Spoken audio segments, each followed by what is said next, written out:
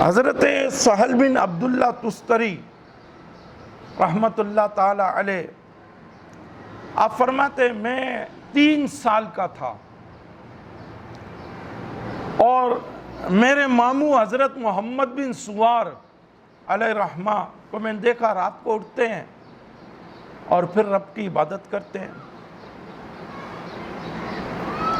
بس ایک دن انہوں نے مجھ سے کہا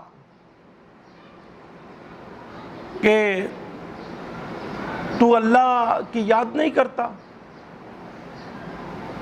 اس رب نے تجھے پیدا کیا ہے. تو حضرت سہل بن عبداللہ تستری علیہ رحمہ کہتے ہیں میں نے اپنے ماموں سے کہا کہ میں کس طرح اللہ کو یاد کروں.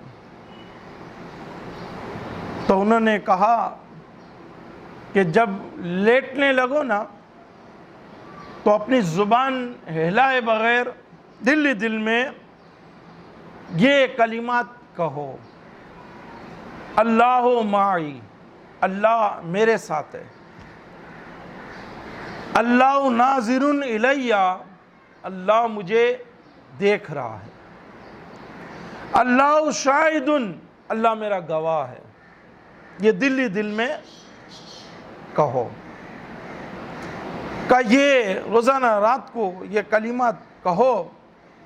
حضرت سہل بن عبداللہ تستری علیہ رحمہ فرماتے ہیں میں چند راتوں تک تو یہ کلمات کہتا رہا.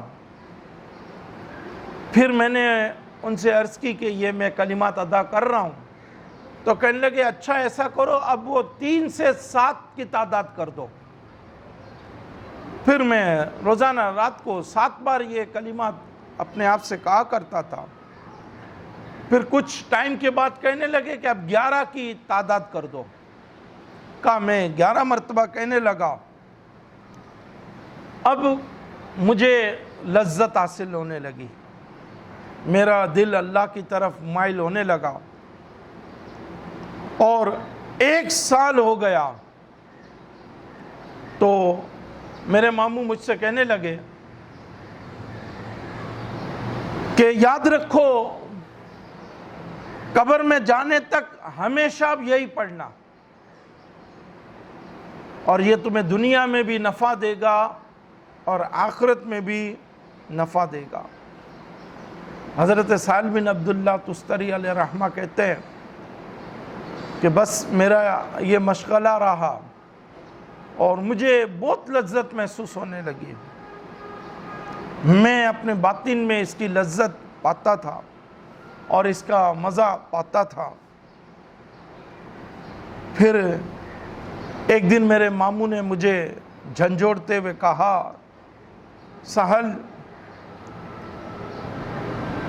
اللہ جس شخص کے ساتھ ہو